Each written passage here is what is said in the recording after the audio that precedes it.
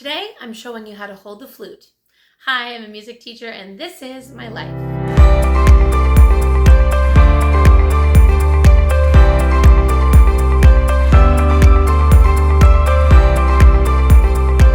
Welcome back to the channel, everyone, and welcome to those of you who might be new here. If you clicked on this video, then chances are either you yourself are a beginner flute player or someone in your life is a beginner flute player. Well, in today's video, I'm going to show you how to hold the flute in the way that I believe is best. And if you're a beginner, this is going to be a great foundation for you to start learning the flute.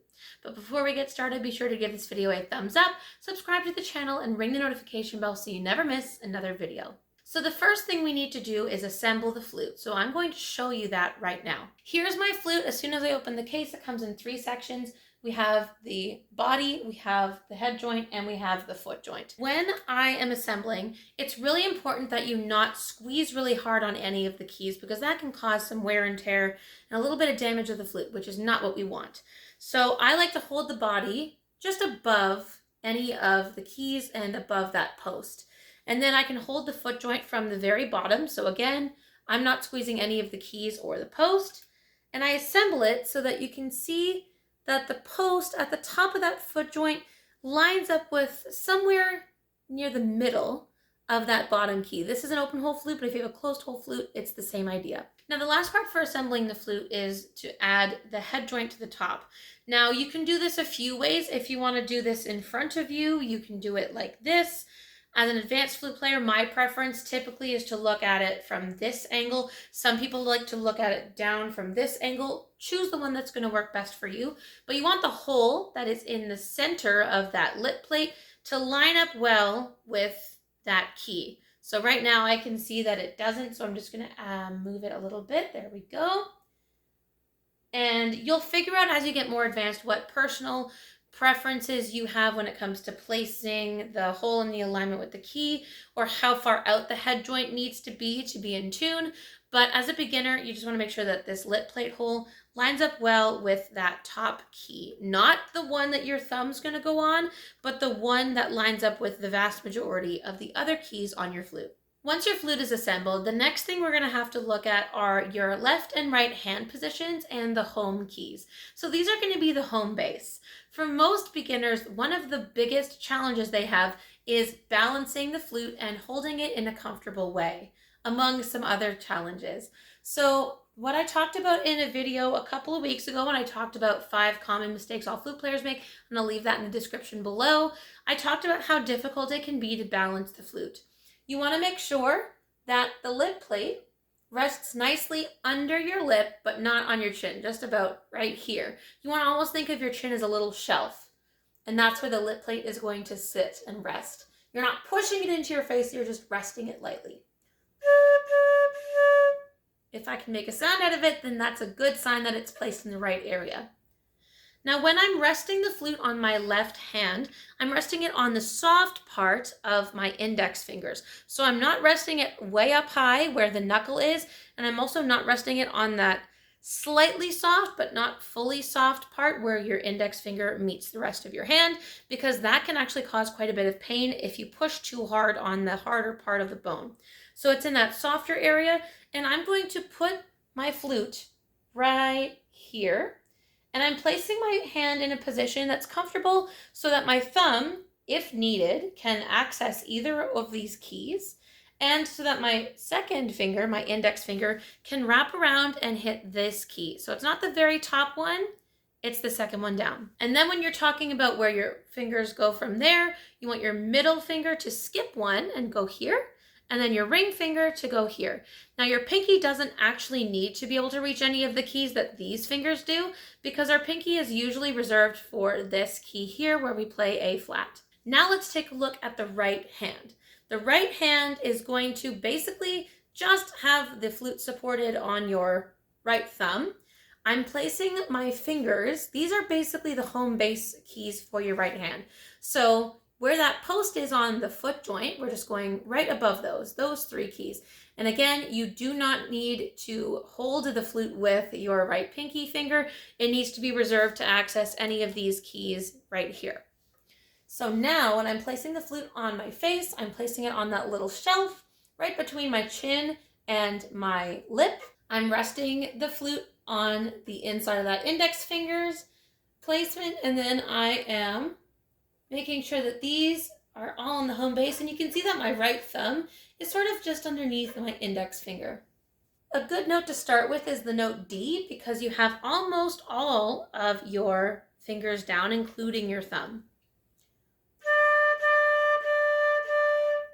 If you're able to make a sound with that note, then it's a good sign that you are holding the position well and that hopefully it's comfortable in your hands and on your face.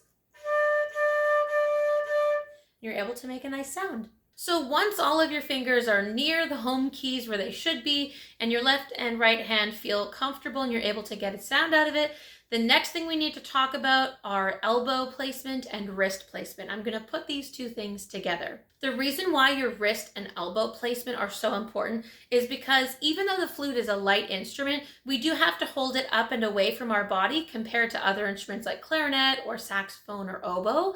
So we really need to make sure that we have our shoulders and back and elbows and wrists in a comfortable position, because we don't want any additional wear and tear on any of those joints if we can avoid it.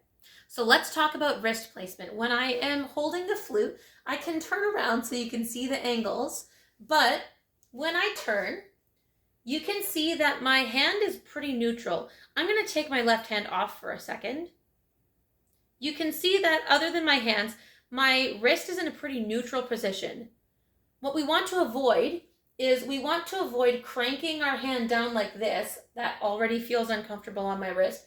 Some people think, oh, in order to support the weight of the flute, I need to have my hand underneath, but that's really uncomfortable. So we want to have it in a more neutral position.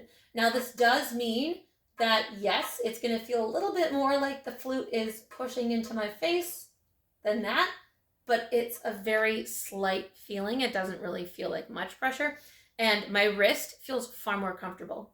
When I'm talking about the right wrist, it's in a similar position where if I take it off the flute, again, it's in a pretty neutral position. My hand sort of looks like a C shape, but again, I'm not cranking my wrist underneath, because then my fingers have really little movement and they won't be able to move freely on the keys.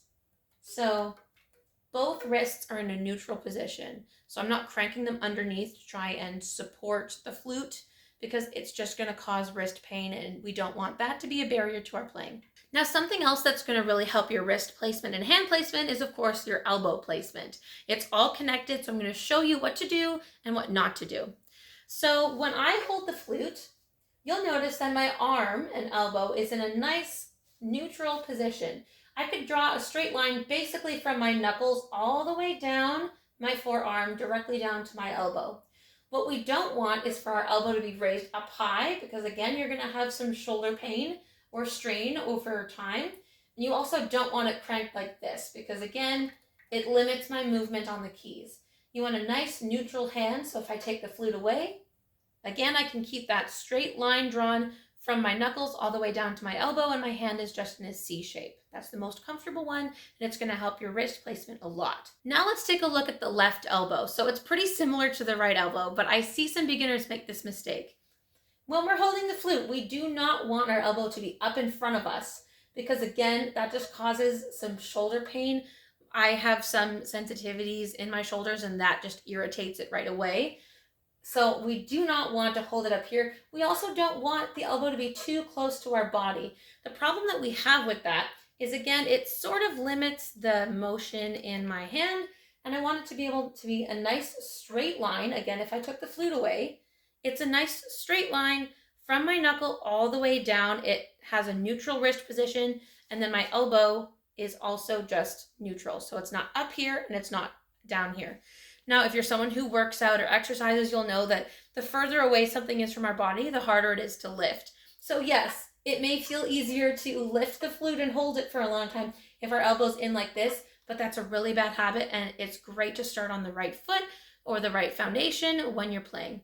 So you want a nice neutral position for your left elbow and wrist, and your right hand, elbow, and wrist.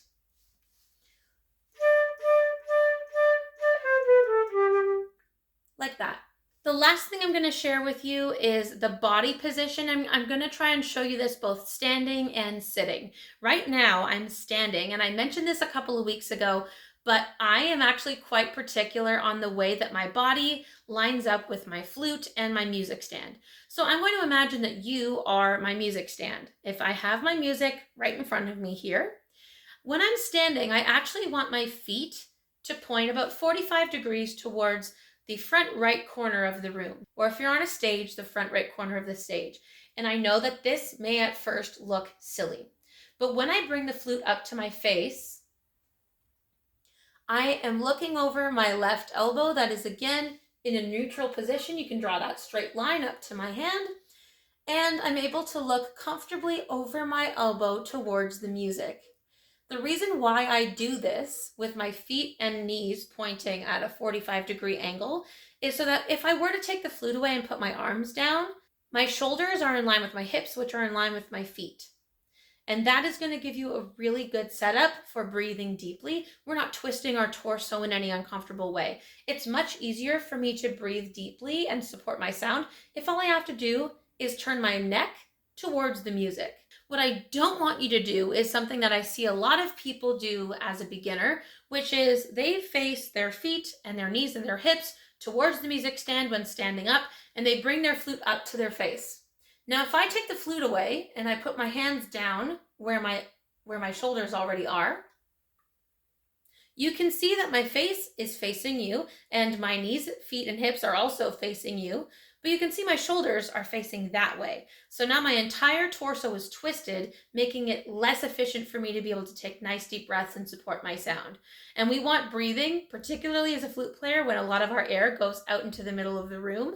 We want our air to last as long as possible. So to set ourselves up for success with nice deep breaths, you want to position your body towards the 45-degree angle towards that corner. And then when you lift up your flute, you look over your left shoulder and you're ready to play with really good posture.